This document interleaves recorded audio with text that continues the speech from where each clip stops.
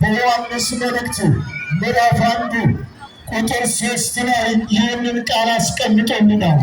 በዮሐንስ ወንጌል ላይ የእግዚአብሔር ልጅ ተገለጠ እያለ አስቀድሞ ነግሮናል። መገለጡን እንዴት ነው? ስለምንድን ነው ብለን ስናነሳ ይህንን ዘመን ቤተ ክርስቲያን ስንዱ እመቤት ከመሆኗ የተነሳ በባሕር ሐሳቧ በአቡሻሯ ቆጥራ ሰርታ ተንትና ታስተምራለች። ከጌታችን ከመድኃኒታችን ከኢየሱስ ልደቱ ጀምሮ ያለውን ዘመነ አስተርዮ ኤጲፋንያ እያለች በሚገባ ታስተምራለች።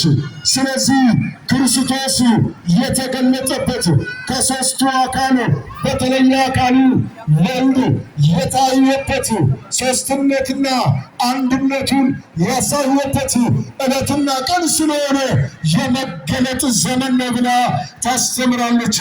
እኔም ብላችሁ አመስግናት ይቺ ቤተ ክርስቲያን። የእግዚአብሔር ስም እየተመሰገነ ይሁን።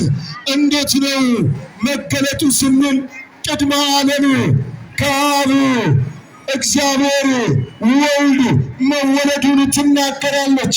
በድኅረ ዓለም ደግሞ ከድንግል ማርያም በጠባብ ደረት በአጭር ቁመት ተወስኖ በድንግልና ተጸንሶ በድንግልና እንደተወለደ ቤተ ክርስቲያን ትናገራለች።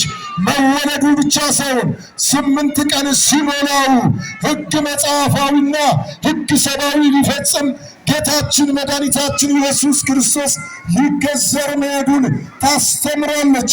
አንድም ደግሞ ዛሬ የምናከብረው ወንጌላዊ ዮሐንስ በአንደኛ ዮሐንስ መልእክቱ ምዕራፍ 3 ቁጥር 8 ላይ ያስቀመጠውን ኃይለ ቃል በሚገባ ይነግረናል።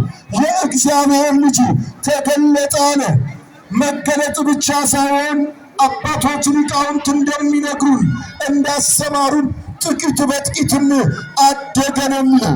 በ30 ክረምት በ30 ዘመኑ በዮርዳኖስ ተጠመቀ ነው የሚለው። መጠመቁ ለእኛ ድኅነት ነው። ለአርያን የመጣው ጥምቀትን ያሳየኝ አባታችን እግዚአብሔር ስሙ የተመሰገነ ይሁን።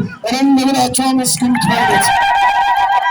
ስለዚህ ይህ ወንጌላዊ የነገረን ያስተማረንን ልንገነዘብ ልናውቅ ያስፈልገናል። ኦርቶዶክሳውያን ትናንትና ከተራ ብላ ቤተ ክርስቲያን ታቦታቷን ከመንበሩ አንስታ በሊቃውንቱ አማካኝነት በመዘምራኑ አማካኝነት ወደ ማደሪያው ወስዳ ዳግም ደግሞ የምትመልሰው ያለ ምክንያት አይደለም። አባቶቻችን ጌታችን መድኃኒታችን ኢየሱስ ክርስቶስ ሊጠመቅ ከገሊላ ወደ ዮርዳኖስ ወረደ ነው። ስለዚህ በትናንትናው ዕለት የሆነው ከገሊላ ወደ ዮርዳኖስ ወደ ዮሐንስ መሄዱን ስታጠይቅ ታቦታቱ በዛ አድረው ይመለሳሉ። ምክንያት አላት። እንደ እንግዳ ደራሽ እንደ ወንዝ ፈሳሽ ያለ ስርዓት የሌላት እቺ ቤተ ክርስቲያን የዚህች ቤተ ክርስቲያን ልጆች ያደረገን እግዚአብሔር ኧረ ስሙ የተመሰገነ ይሁን። እድሜ የሰጠን እሱ ነው። ጤና የሰጠን እሱ ነው። እዚህ እንድንደርስ ያደረገን እሱ ነው። ብዙዎች በሆስፒታል ብዙዎች በቤታቸው ትናንትና ከኛ ጋር ያመሰገኑ የነበሩ አረፍተ ዘመን የገታቸው እግዚአብሔር የጠራቸው አባቶቻችን ሊቃውንት እንዲሁም ደግሞ የእግዚአብሔር ፍጥረቶች ወደ እሱ ሄደዋል። ይህንን የመገለጥ ዘመን እንድናይ ያደረገን እግዚአብሔር ኧረ ስሙ የተመሰገነ ይሁን። አመስግኑት ለድንግል ማርያም። ይገባዋል። የሚመግበን እሱ ነው። ወጥተን እንድንገባ የሚያደርገን እሱ ነው። ይሄ ምክንያት ስለገባን ነው። ነጭ በነጭ ለብሰን አደባባዩን ጠጠር መጣያ አሳጥተን ይህንን አባቶች የሰሩልንን ስርዓት ሳይፋለስ ሳይዛነፍ እዚህ ያድርሰውልናል። ክብር ለአባቶቻችን ለቀደሙት ይሁን። በደሙ የተገዛልን ስሙ የተመሰገነ ይሁን። ስለዚህ ምዕመናን ሆይ የእግዚአብሔር ልጅ ተገለጠ ነው የሚለው።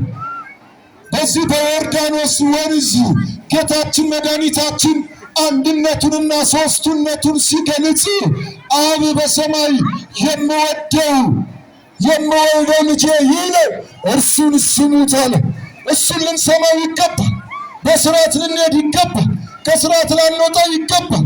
ሁል ጊዜ ጥምቀትን፣ ከተራን፣ ፋሲካን፣ ልደትን፣ መስቀልን ማክበር ሳይሆን እኛም እየተለወጥን እንድንመጣ እግዚአብሔር ይርዳል።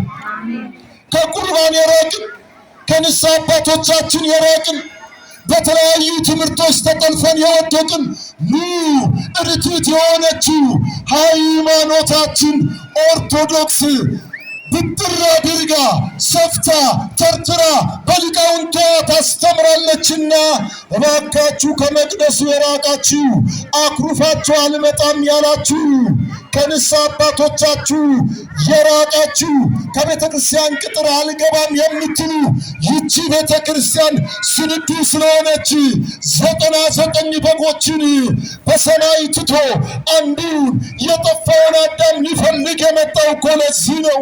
የጠፋን ብዙዎች ነን፣ ከበረቱ የጎደልን ብዙዎች ነን።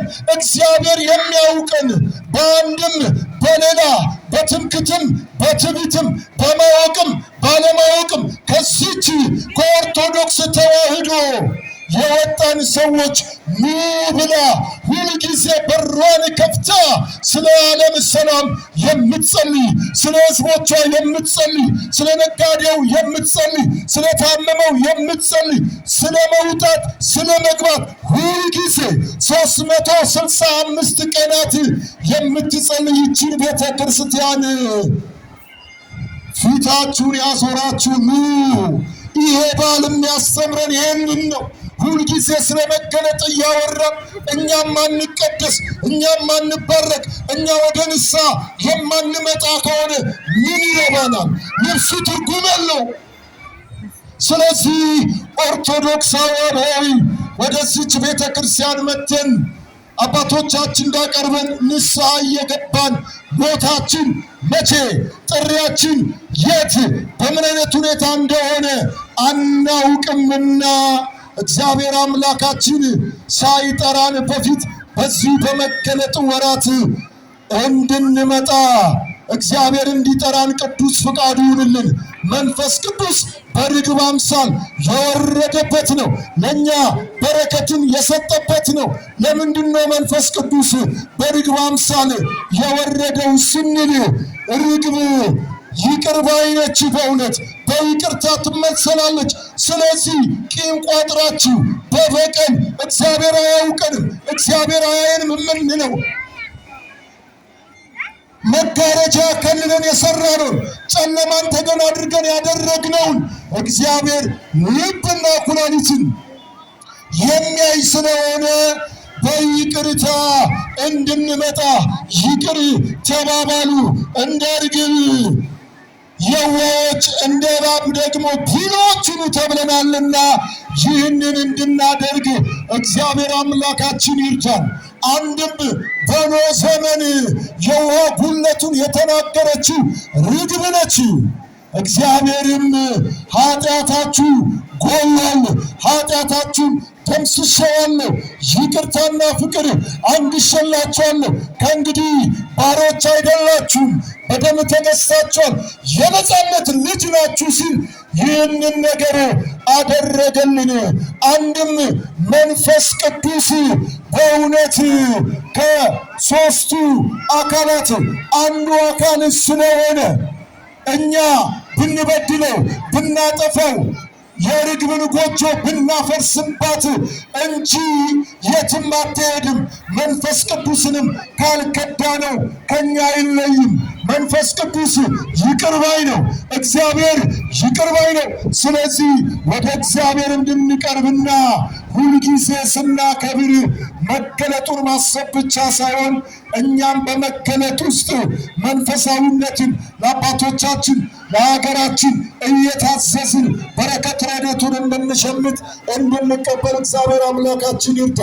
ያስተማረን የመከረን የአባቶቻችን አምላክ የእስራኤል ቅዱስ ስሙ የተመሰገነ። እልል ብላችሁ እግዚአብሔርን አመስግኑት ማለት እንደ እግዚአብሔር ቅዱስ ፍቃድ እኛ ስለታዘዝን ይህንን ተናገርን እንጂ እነዚህ የምታያቸው ሊቃውንተ ቤተ ክርስቲያን